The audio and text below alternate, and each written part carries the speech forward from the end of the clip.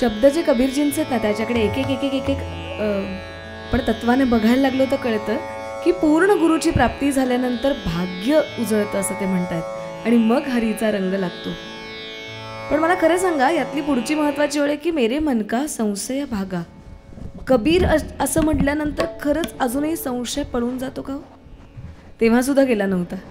आत्ताची तर वार्ताच अलग आहे, कारण हल्ली कोणते रंग कुणाला लागतील याचा काही नेम नाही म्हणून भीती वाटते. मुद्दा एवढाच असतो की जेव्हा कबीर ही गोष्ट समोर येते तेव्हा सगळ्यात पहिल्यांदा त्यांचंच वचन आपण लक्षात घेतलं पाहिजे की हिंदू कहू तो मैं नाही, मुस्लिम कहू तो मैं नाही, पंचतत्त कापू तला गैबे खेलन माही. मी हिंदूही नाही, मी मुसलमानही नाही. 5 पंचमहाभूतांचं हे खेळ नाही हो एक भगवंतानं त्याला खेळायचं आहे म्हणून निर्माण केलेलं.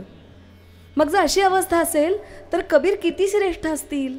पुढच्या गाण्यापर्यंत वळत असताना फक्त 2 पटपट दृष्टांत नमूद करते आणि पुढे सरकते. एक लक्षात घ्या, त्यांच्या जन्माच्या अनंत दंतकथा आहेत, आत्ता त्यात जात नाही. मुद्दा एवढाच कबीर थोर का? कबीर खरं तर बेवारशी सापडलेले ना लहरताला तलावाच्या इथं. तर जेव्हा त्यांचं नाव ठेवायची वेळ आली चांगल्या अर्थी तर त्यावेळेला जो कोणी मौलवी आला त्याने काय आपल्याकडे जसं वेद असतात तसं कुराण त्यातला आयता असतो तो उघडला आणि नावं काय आली? कबीर, अकबर, कुबरा, सगळी नावं सर्वश्रेष्ठ याच अर्थाची. मौलवी वैतागला आणि म्हणाला हे कुठलं तरी बेवारशी सापडलेलं पोर मी सर्वश्रेष्ठ म्हणणार नाही म्हणून निघून गेले. पण निमा आणि निरू चाचा हे फार थोर होते त्याचे आईवडील. अशाच पोटी जरी प्रत्यक्ष जन्माला आलं नसलं तरी प्रतिपाळ करायला त्यांच्याच घरी गेलं.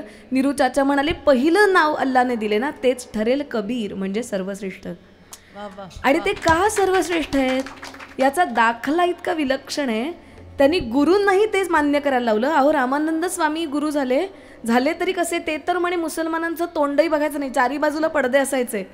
तर ह्यांनी काय केलं, हे गंगा घाटावर पहाटेच्या पारी झोपले आणि ब्रह्ममुहूर्तावर ते स्नान करून जात असताना रामनाम गात जात होते. त्या गुरुवर्यांचा पाय यांच्या डोक्यावर पडला आणि पुढे गेले. यांनी म्हणलं मी हे मला गुरु म्हणून प्राप्त झाले का तर नाम दिलं म्हणे. तर रामानंदांनी बोलवून घेतलं कबीराला की येऊन उभं राहा आणि पडद्याच्या आडून बोलत होते. तर कबीरांनी विचारलं मी चुकलो कुठे?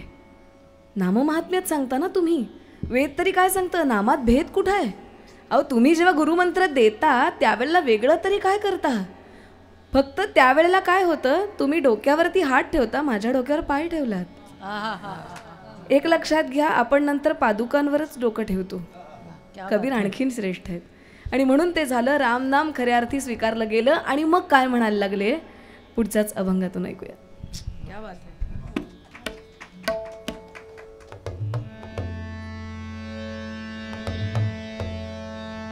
अनघाने इतकी छान सुरुवात केली की मी विसरलेच की ह्याच्या पुढचं भजन मला गायचं आहे. वा अनघा मजा आणलीस.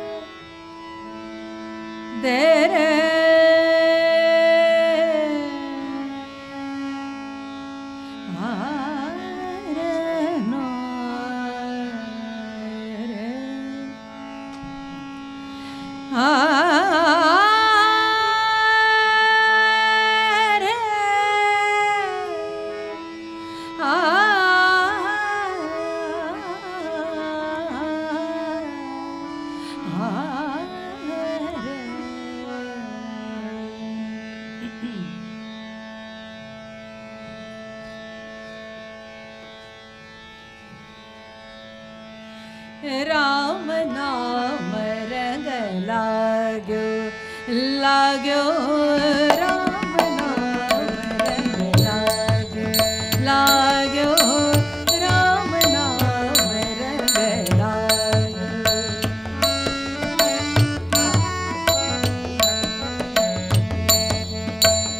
लाग्यो राम नाम रंग लाग्यो कुरंगन हाई हरि रंग लागा हरि रंग लागा कदैन छूटे राम नाम रंग लाग्यो राम नाम रंग लाग्यो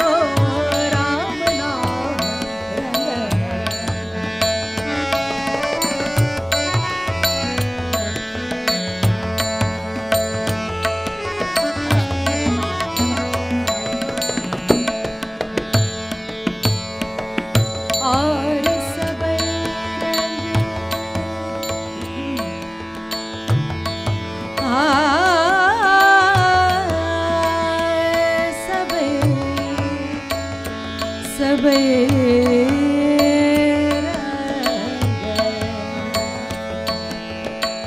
और सबई रंग इही रंग तई छूटे और सबई रंग इही रंग तई छूटे और सबई रंग इही रंग तई छूटे हरि रंग लागा हरि रंग लागा हरि रंग लागा कदैन छूटे राम नाम रंग लागो राम नाम रंग लागो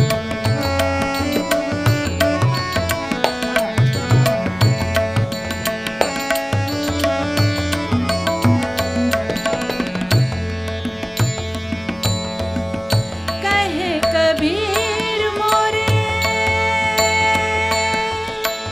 कहे कबीर मोरे रंग राम राई कहे कबीर मोरे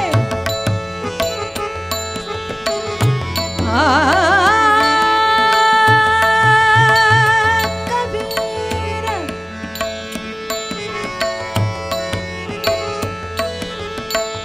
कहे कबीर मोरे कहे कबीर मोरे कहे कबीर मोरे रंग राम राई और पतंग रंग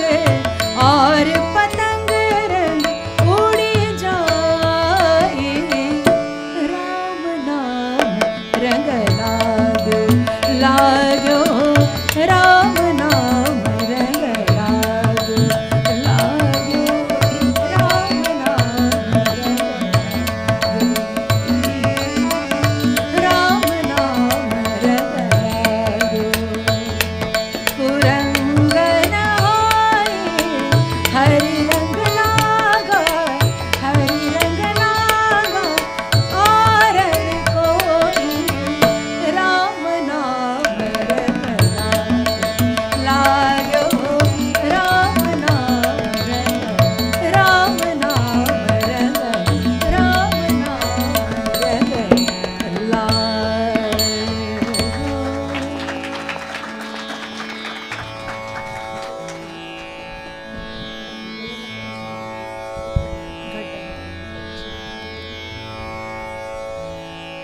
क्या बात आहे मध्ये. रामनामाचा रंग लावून घेणं सोपं नाही, कारण मुळात रामच समजून घेणं सोपं नाही. कारण कबीरजी तर म्हणतात की कसा समजून घ्यायचा राम, ते तर 4 अंगांनी म्हणतात. एक राम दशरथ का बेटा, एक राम घट घट में लेटा, एक राम दशरथ का बेटा, एक राम घट घट में लेटा, एक राम का सकल पसारा, एक राम है सबसे न्यारा. कसा समजून घ्याल राम? दशरथाचा पुत्र रघुवंशज म्हणून, आपला आत्माराम म्हणून, विश्वात्मक भरून राहिलेला असा तत्वरूपातला राम म्हणून, काल पूर्णतः भिन्न असणारा अलिप्त ब्रह्मरूपातला राम म्हणून. कसा समजून घेणार? काय होतं, आपण इतक्या चौकटीतून बघतो. प्रत्यक्ष कबीरांच्या चरित्रातला दृष्टांत नाही, पण फार गोड आहे म्हणून सांगते, पुढच्या गाण्याला पुष्टी म्हणून. एक संन्यस्त महाराज आले एका माईच्या घरी आणि म्हणाले, माई भिक्षा वाढा बरं, भिक्षाम देही. तिने भिक्षा वाढली आणि ते बघितल्यानंतर पात्र बघून म्हणाले, माई भांड स्वच्छ करा बरं.